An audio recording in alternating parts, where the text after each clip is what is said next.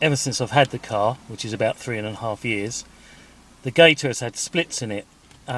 It's a poor quality material, it's pleather, it's not leather, and just recently it's got worse and worse and the stitching has pulled out. So I went on eBay and I found that I can get a genuine Italian leather one for £5, amazingly cheap. So I'm going to replace this one. This is the new Gaiter that I've bought, and it claims to be genuine Italian leather.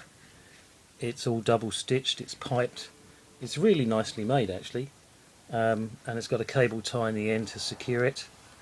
And I paid the princely sum of £7, of which £2 was the postage and packing. So the first thing I've checked out is whether or not this will actually go over the gear knob, so that I don't have to take the gear knob off. I don't particularly want to have to take it off, and that just slips over there, so I won't have to do that. The plastic surround is held in with two speed fasteners here in the front, here and here, and I found that if I just get my Swiss Army knife and run that under there, I can just pop it out either side. Once both sides are popped, you can just lift it up, and there are hooks at the back. Again, they've got speed fasteners on, but they just pop out. And then you can lift this right up. Look down into the gear mechanism. It's really dirty in there. I think I'll hoover that out. And then you can see the Gaiter itself is just held on here with a cable tie. So I just need to cut that cable tie, and hopefully this should just pull off. If it doesn't pull off, I can always cut it off because I don't actually need it again. I've cut the cable tie with my Swiss Army knife scissors, which is pretty effective. So hopefully now we can just open this up and pull the whole thing off. Like so. Now the thing to remember is that when it went on, it did it in reverse, so the top rolls over, so you need to put it on in reverse. Once I've figured out how to attach it to the plastic base. The Gaiter has small holes punched through it to locate on these plastic points, and I can see also it's been reinforced by stapling through. I don't know if that was original, but I'm going to have to pull the staples out, so I need to get a pair of pliers or a screwdriver just to get those out. Where these staples have been put through, they've actually cracked the plastic, and when you pull the staples out, the plastic wants to break out, so you have to be really careful about getting these out.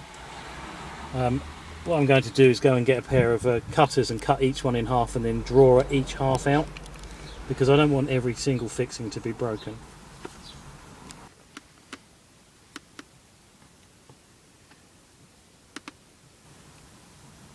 The assembly is in two parts, and I've had to go around and carefully pry it apart because the staples were holding it together. So you can see that part is the trim that you see in the car, and then this part is the frame that the Gaiter will actually go over, and here are the locating points that the holes in the leather Gaiter connect to. You have to put the plastic frame inside the Gaiter, and it's pretty obvious which way round it goes because it's got two stitched corners, and then you roll the leather over and put it over the little locating points.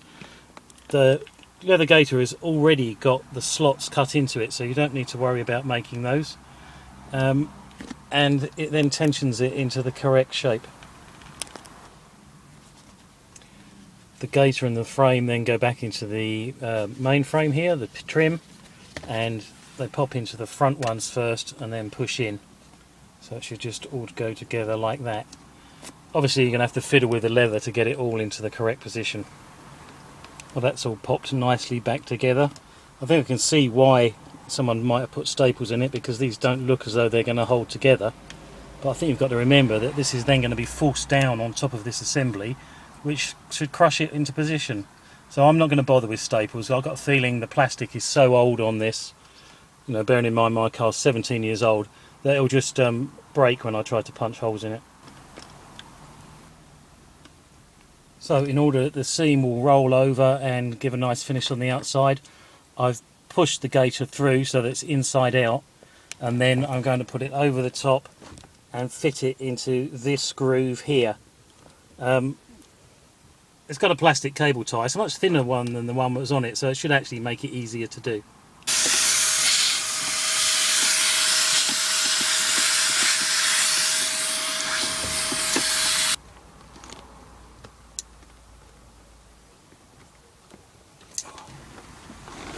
The skinny cable tie that came with it isn't up to the job, and it's actually failed, so I'm going to have to put a bigger, more robust cable tie in.